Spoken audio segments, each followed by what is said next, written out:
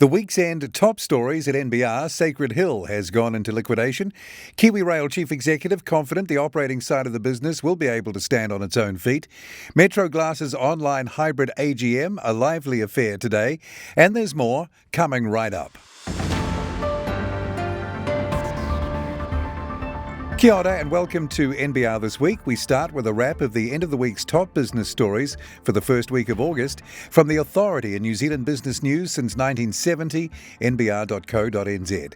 Then we'll take a look back at the top NBR Today stories from the past week. I'm Paul Brennan. Thanks so much for joining us. After a troubled year, winemaker Sacred Hill has gone into liquidation just 2 months after being placed into receivership. Rhys Kane of EY has been appointed liquidator by the court. His first report is due on September 9. The winemaker was placed into receivership in early May this year, with Westpac New Zealand appointing Andrew Mackay and Rhys Logan of BDO as receivers. At that point, the company owed creditors more than $98 million, including a $52.4 million debt to Westpac. This amount covered the Sacred Hill Group, Sacred Hill Marlborough Vineyards, Sacred Hill Family Vineyards, Sacred Hill Global and Sacred Hill Vineyards. With takeover interest in Z Energy seemingly intensifying, the fuel retailer has drafted in Goldman Sachs, according to Australian media reports. The Australian late Thursday reported the dual-listed company had called in the US investment bank in case a suitor emerged. Possible deals included a breakup of Z Energy or a major energy multinational gaining the right to sell fuel in New Zealand through the company's network of Z Energy and Caltex service stations and truck stops. And Shell, Exxon or Chevron have been floated as interested parties, as has Dutch energy and commodities company Vitol and ASX-listed Ampol, formerly Caltex Australia. KIWIRAIL Chief Executive Greg Miller is confident the operating side of the business will be able to stand on its own feet within 3 years. Last month, the government announced $1.3 billion to upgrade the country's rail infrastructure over the next 3 years as part of the Rail First Network investment program. Greg Miller joined the NBR's political editor Brent Edwards. The key thing to note is that the degradation is so great. Even in 3 years, we won't catch up on that. The decades of underinvestment are taking a hard call on us, and the operating company in the past was paying for that replacement program below the railway operating company. So now having the government fund the infrastructure like the roads, it gives us a chance to focus on the operating company. KIWIRAIL Chief Executive Greg Miller with Brent Edwards there. A licensed derivatives issuer recently pinged by the Financial Markets Authority over misleading advertising has had its financial accounts tagged by its auditor with significant doubt about its ability to continue as a going concern. The FMA in March issued a direction order to Rockford Markets to remove or amend misleading advertising on its social media channels and website. This, it said, created a misleading impression that derivatives trading was safe, when in the FMA's view, derivatives, particularly contracts for difference, CFDs, as offered by Rockford, were inherently risky, and issued a direction order to remove or amend its marketing to reflect the issues. Rockford, in turn, certified to the FMA it would do so.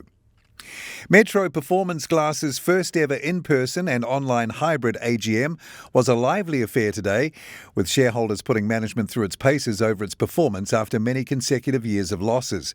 The company last paid a dividend in 2019 of 7 cents, and between then and now had agreed with its bankers it would not pay dividends in order for its bank covenants to be relaxed. But earlier this year said the company would likely be in a position to start paying them once more at the end of this year. Chair Peter Griffiths said the initial promise to its bank to not pay dividends was extracted at a time when COVID was causing mass uncertainty. Metro Glass reported a net loss of almost $80 million to March 31st, 2020 as a result of lockdowns. Those are our top stories as we head into the weekend, the full versions of which, along with all our breaking news, columns and opinion, are at nbr.co.nz right now. You're watching NBR This Week, a brief look back now at the week's top stories from our daily news brief program, NBR Today. On Monday, the largest merger and acquisition deal in Australian history. American fintech Square is to buy Australian buy now, pay later provider Afterpay in a New Zealand $41.5 billion deal. The San Francisco-based financial services and digital payments firm will acquire ASX-listed Afterpay shares, accelerating Afterpay's growth in the key US market and expanding access to consumers for both companies. It will be the largest merger and acquisition deal in Australian history, the Australian Financial Review reported. The transaction will be paid for in Square stock and is expected to be concluded in the first quarter of 2022. It's NBR This Week, the week's top stories from our daily video business news bulletin, NBR Today.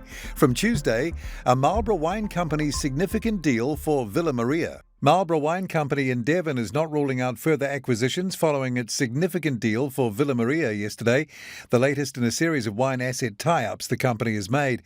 And it has plans to leverage the Villa Maria brand across the US, UK and Australian export markets it serves, particularly in America. Yesterday, a deal to buy the holding company of winemaker Villa Maria was announced following a 9-month sales process. A 34-hectare parcel of land owned by Villa Maria near Auckland Airport was also picked up by NZX-listed Goodman Property Trust for $75 million. This is NBR This Week, the past week's top 5 business stories from NBR Today. From Wednesday, Chapman Tripp takes on the Big Four. The country's largest law firm is meeting the possible challenge of the Big Four accountancy firms head-on with the launch of a consulting business.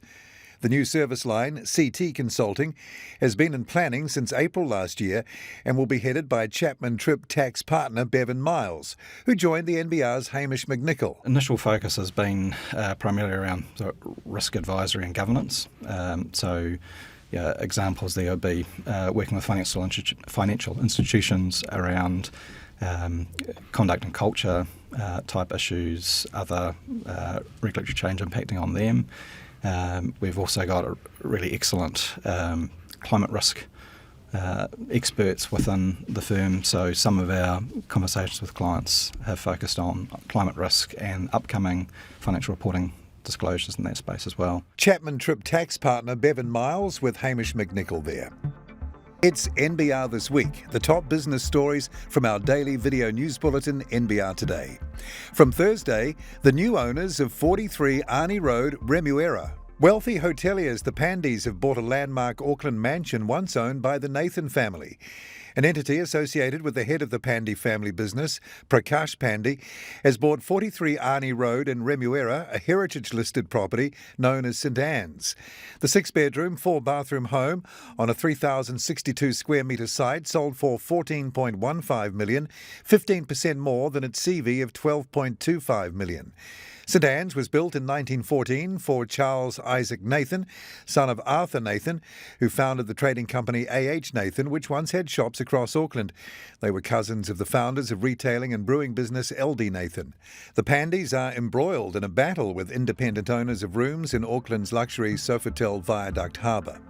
This is NBR This Week. Now we're up to Friday's top story. Shareholders in NZ Refining have voted overwhelmingly in support of ending 60 years of refining crude and shifting to an import-only terminal. Results posted to the NZX showed 98.7% of more than 225 million votes fell in the proposal's favour, with just over 1.9 million votes cast against. More than 876,000 abstentions were made. A second resolution, allowing renamed company Channel Infrastructure to provide import terminal services to its 3 shareholding customers, Z Energy, Mobil and BP, also passed, although abstentions totalled nearly 60%. The proposal moves to a final investment decision expected by September's end, by which time customer contracts will be finalised and lender consents obtained. Terminal operations will start in the middle of 2022. You've been watching our review of the week's top 5 NBR Today stories. You can find the full version of those stories and more, along with all our daily breaking business news, columns and opinion at nbr.co.nz right now. Saturday at NBR, In Fact or Fiction, Brent Edwards and Grant Walker talk about the National Party's conference this weekend, while on Sunday, Neville Gibson looks at the new book on Afterpay. I'm Paul Brennan. Thanks for watching NBR This Week. Have a great weekend. I look forward to being with you again from Monday on NBR Today.